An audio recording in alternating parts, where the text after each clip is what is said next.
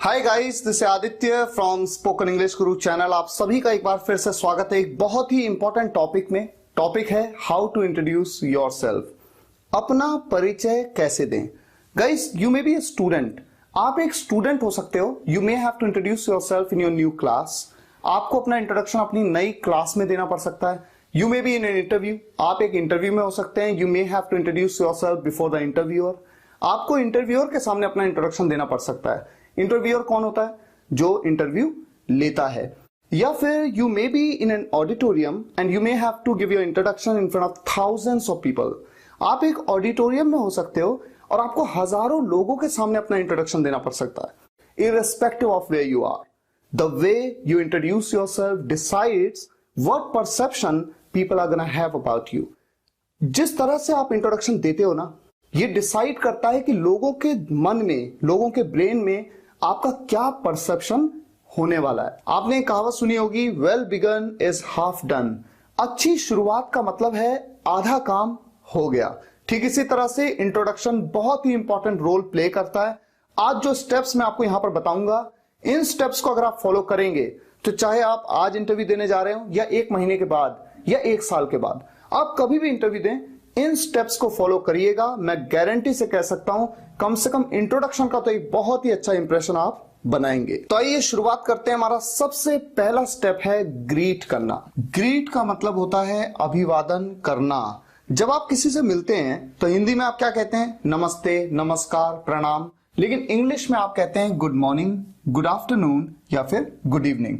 हमेशा ध्यान रखें, हाय, हेलो, हे, व्हाट्सअप, ये आप कभी भी नहीं कहेंगे, क्योंकि ग्रीट करने का ये इनफॉर्मल तरीका है, अनौपचारिक तरीका।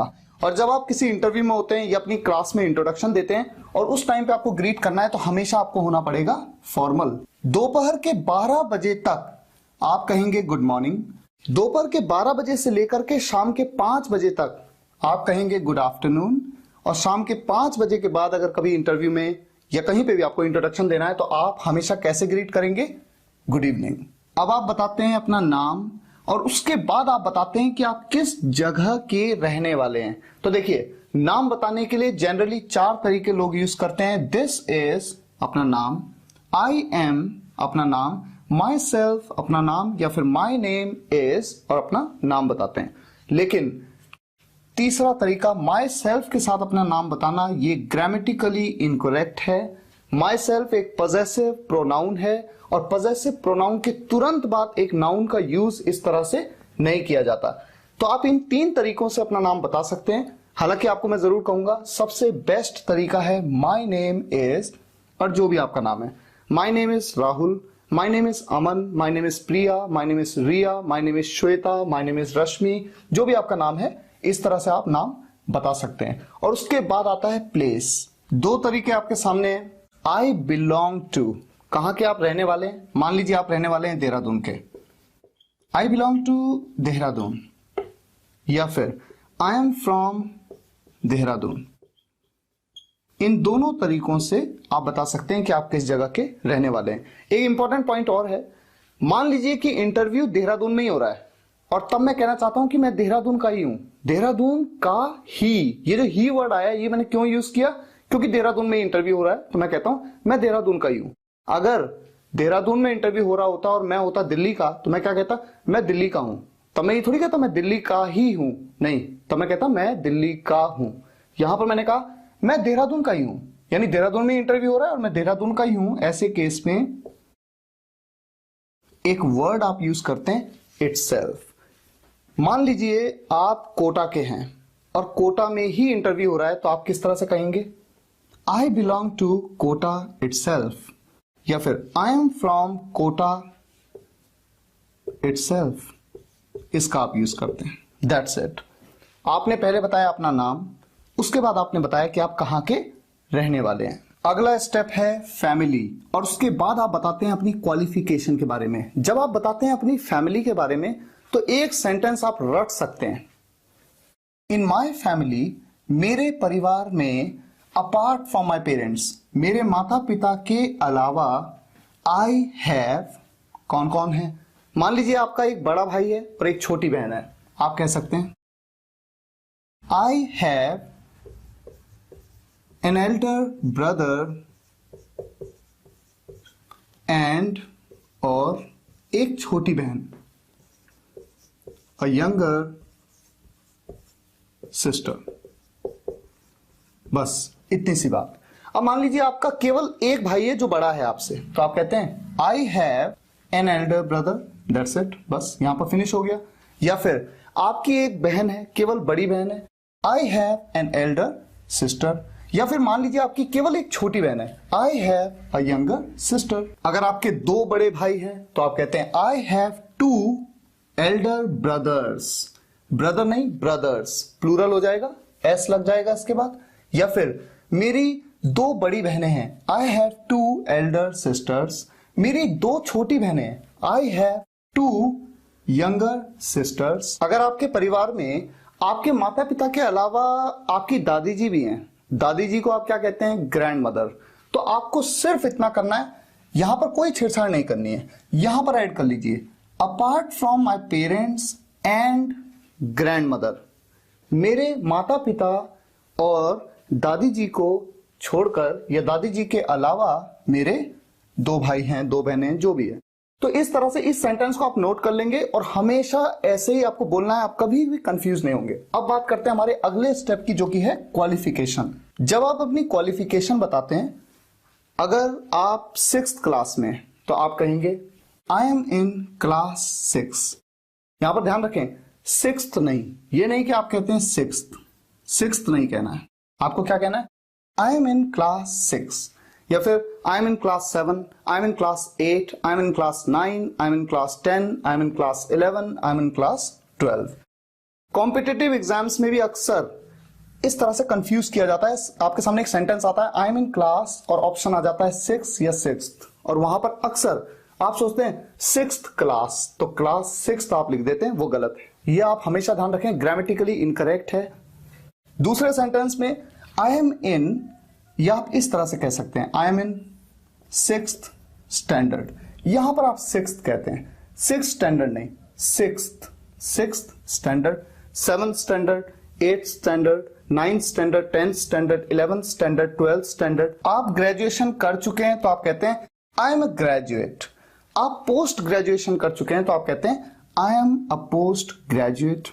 या फिर एक दूसरा तरीका, मान लीजिए आप इलेक्ट्रॉनिक्स में बीटेक हैं तो आप कहते हैं I am B Tech in electronics, I am B Tech in computer science, I am B Tech in mechanical engineering, I am B Tech in electrical engineering.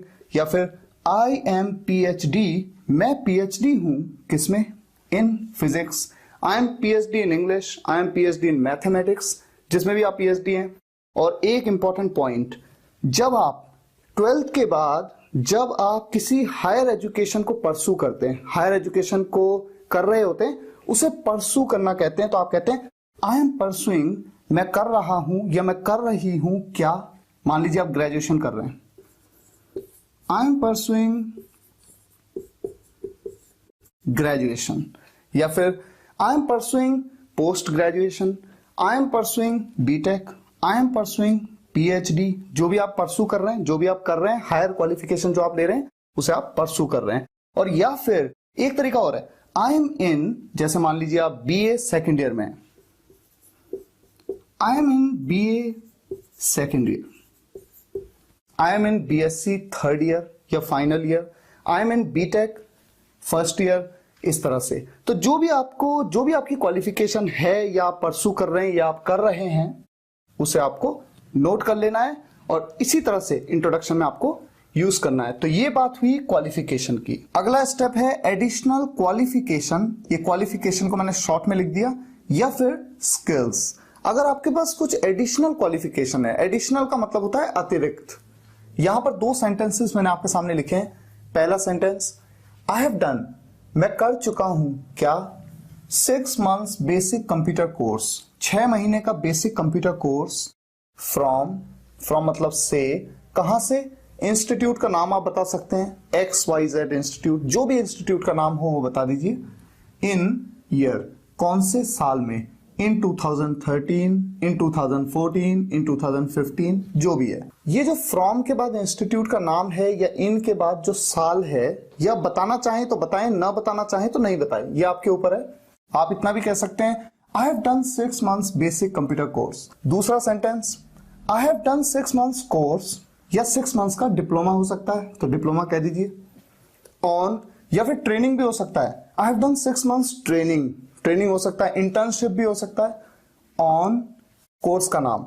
मान लीजिए वेब डेवलपमेंट में किया आपने, आई have done 6 months diploma on web development from institute का नाम इन year. अगर आप एक स्टूडेंट हैं तो स्टूडेंट्स को जनरली इंट्रोडक्शन देते हुए क्वालिफिकेशन बताने की कोई जरूरत ही नहीं पड़ती, क्योंकि जिस क्लास में आप पढ़ रहे हैं सबको पता है कि आप इस क्लास में हैं, वो भी आपके साथ उसी क्लास में है। एडिशनल क्वालिफिकेशन आपने गेन ही नहीं की होती इसलिए आप बता नहीं पाते। जैसे मान लीजिए आप 6th स्टैंडर्ड में हैं, तब आपने कोई कंप्यूटर कोर्स नहीं किया, कोई पर्टिकुलर ट्रेनिंग नहीं की, तो कोई एडिशनल क्वालिफिकेशन आपके पास है ही नहीं, तो आपको मेंशन करने की जरूरत ही नहीं होती है। और एक्सपीरियंस का तो कोई क्वेश्चन ही नहीं है, क्योंकि काम करने का कोई भी एक्सपीरियंस आपके पास नहीं होता है। तो जो स्टूडेंट्स हैं उनके लिए ये स्टेप्स अप्लाई नहीं होते हैं, लेकिन जब आप इंटरव्यू में जाते हैं वहां पर ये बहुत ही इंपॉर्टेंट है। देखिए एक्सपीरियंस की जब हम बात करते हैं, 3 सेंटेंसेस आपके सामने हैं। पहला, आई एम अ फ्रेशर। मान लीजिए आप अभी भी पास आउट हुए हैं किसी यूनिवर्सिटी से, किसी प्रोफेशनल कोर्स से, और आपके पास काम करने का कोई एक्सपीरियंस नहीं है, तो आप कहते हैं आई एम अ फ्रेशर। अब जब आपको एक्सपीरियंस हो जाता है तो आप कहते हैं I have 2 years experience in. अब काम का नाम बताइए। मान लीजिए वेबसाइट डेवलपमेंट में आप घर पे ही बैठ के काम करते हैं, वर्क फ्रॉम होम, और वेबसाइट डेवलपमेंट का काम करते हैं, आपको 2 साल का एक्सपीरियंस है, तो आप कहते हैं I have 2 years experience in web development, website development, Android app development. कोई भी आप प्रोफेशनल वर्क का नाम ले सकते हैं, या फिर आप किसी कंपनी में काम कर रहे हैं या कर चुके हैं, इस तरह से sentence I have 2 years experience working with या वर्किंग इन, दोनों तरह से बोला जाता है। और फिर आप बताते हैं कंपनी का नाम। मान लीजिए HCL में आपको 2 साल का काम करने का एक्सपीरियंस है, तो आप कहते हैं I have 2 years experience working with या working in HCL as a या एन। अब पोजीशन का नाम बताते हैं। मान लीजिए आप वहां पर ऑफिसर थे, तो आप कहते हैं एज एन ऑफिसर, क्योंकि ऑफिसर के साथ क्या यूज होगा, एन। या फिर आप वहां पर एग्जीक्यूटिव थे, एज एन एग्जीक्यूटिव। या फिर आप वहां पर मैनेजर थे, मैनेजर के साथ ए का यूज करेंगे, एज अ मैनेजर। अगला स्टेप है हॉबी। हॉबी का मतलब होता है शौक। आपको क्या शौक है। एक सेंटेंस आपने अक्सर सुना होगा, माई हॉबी इज, मेरी हॉबी है लिसनिंग टू म्यूजिक, म्यूजिक सुनना। गाइज यहां पर इंपॉर्टेंट पॉइंट ये है, हमेशा ध्यान रखिए, लिसन का मतलब होता है सुनना।